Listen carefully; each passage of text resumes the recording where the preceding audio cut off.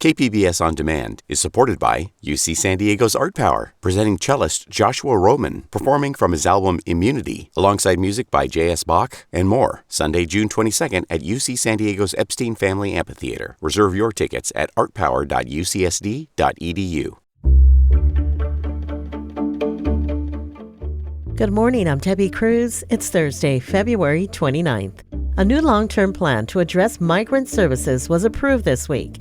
More on that next. But first, let's do the headlines.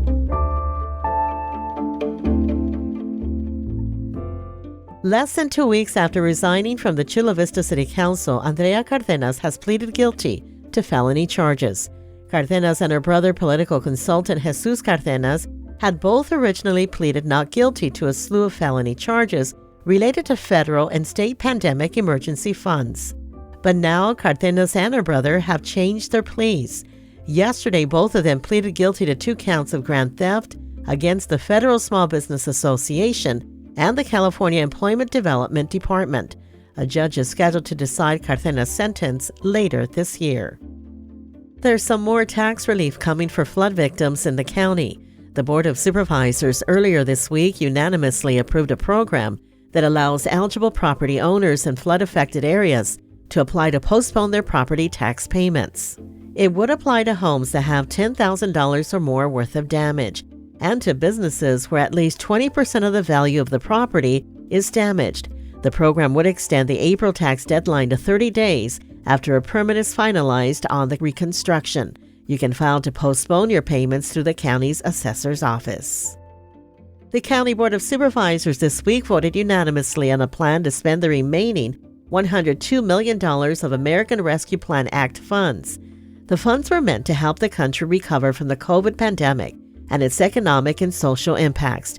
More than $35 million will go towards fulfilling a state conservatorship requirement, hiring more behavioral health workers, and providing affordable housing, while $15 million will go to the Regional Homeless Assistance Program. From KPBS, you're listening to San Diego News Now. Stay with me for more of the local news you need. KPBS On Demand is supported by Splatero, helping homeowners pay off debt or for home improvements by offering streamlined access to your home's equity with no additional monthly payments or new debt. Splatero provides a lump sum payment in exchange for a share of your home's future value. Learn more at splatero.com.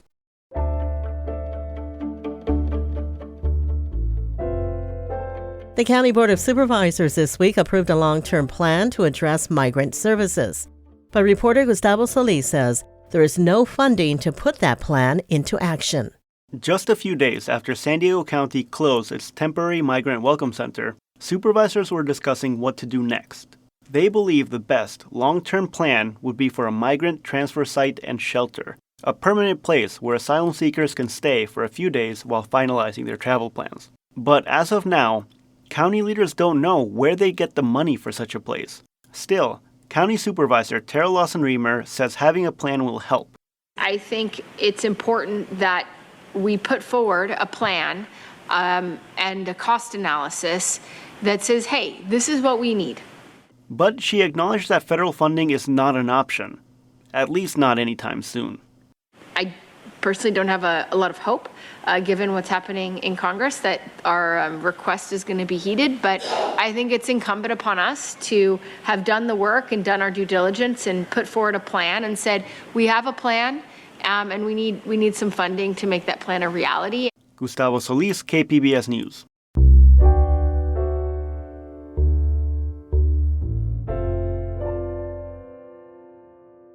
Vista is working on a cannabis equity policy. Reporter Alexander Nguyen says it comes after the City Council reviewed recommendations this week.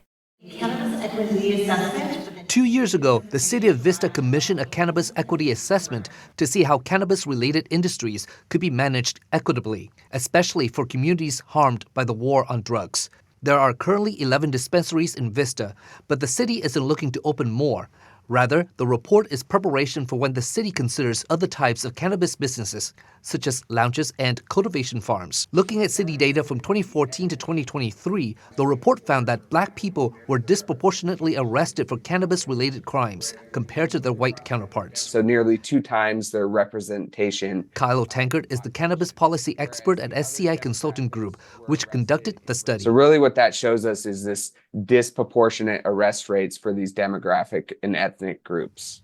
Among the recommendations, Tankard says the city should provide financial support from fee waivers to business grants.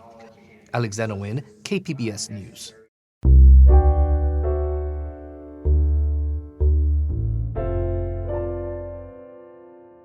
There is healing happening right now at one high-tech high campus in Clairemont Mesa. But the medicine is poetry in motion. Education reporter MG Perez brings us the story of a new curriculum promoting positive mental health for students.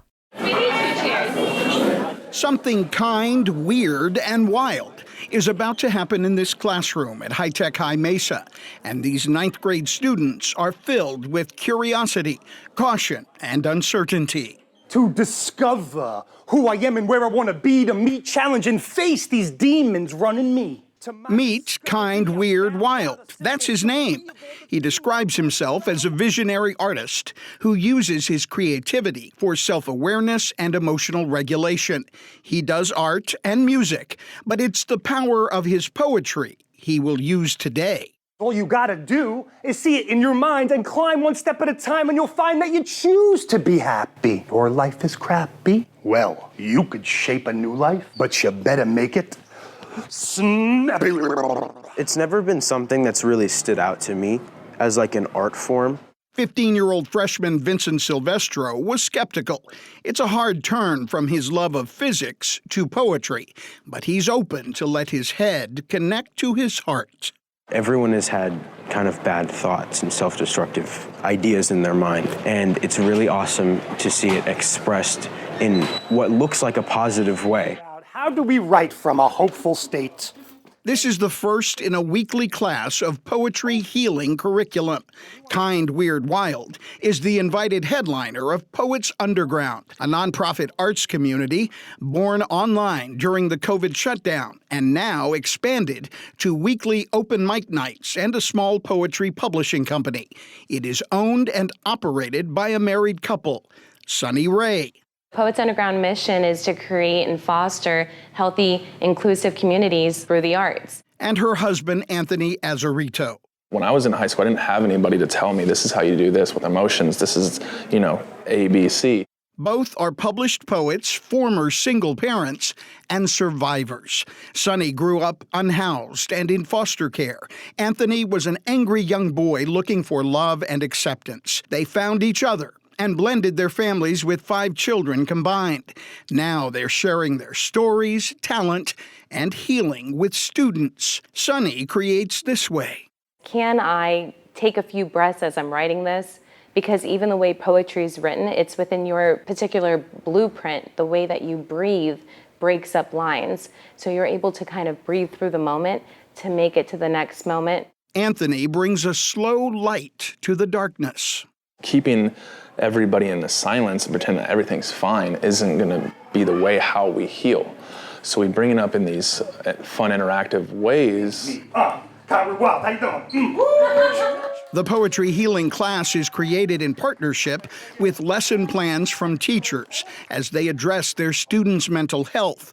High-Tech High Mesa is the first. Poets Underground is raising donations to take it to more schools because the experiment is working, according to 14-year-old Lily Malik Najad. I loved it, and it shocked me because I feel like this was true poetry. It was definitely expressive. Freshman Danny Valentine says the class has already inspired her own writing. When you're writing things that have such a burden or have such that heaviness, it kind of hurts to end it, or it's kind of a lie to kind of end it in a happy outcome when that's not where you're at that moment.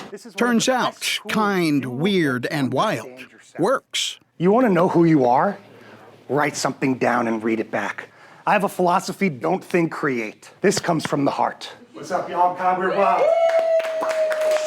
MG Perez, KPBS News.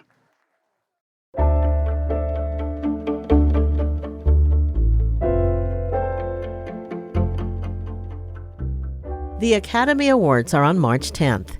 This weekend, Digital Gem Cinema is showing two of the nominees in the Best International Feature Film Oscar category.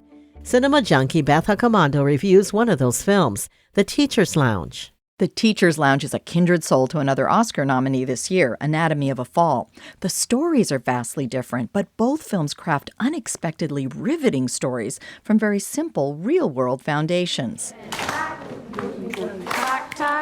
Carla is a young teacher who seems to have a good rapport with her students. So when one of them is suspected of theft, she tries to clear him.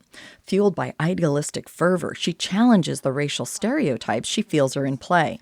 But things are not so simple. Her good intentions quickly go awry, stirring the ire of both her students and their parents. Also, Frau Kuhn, das ist doch jetzt wirklich total unangebracht. Nee, jetzt Schluss mal.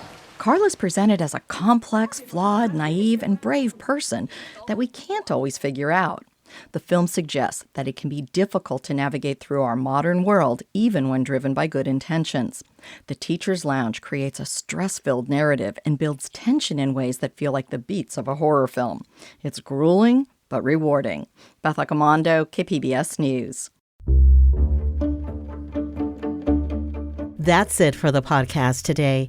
As always, you can find more San Diego news online at kpbs.org. One of our reporters in the newsroom will be joining me on the podcast tomorrow to talk more about some of the races on the March 5th primary ballot and to go over what's to come ahead and after the election. Join us for that, plus the day's top stories. I'm Debbie Cruz. Thanks for listening and have a great Thursday.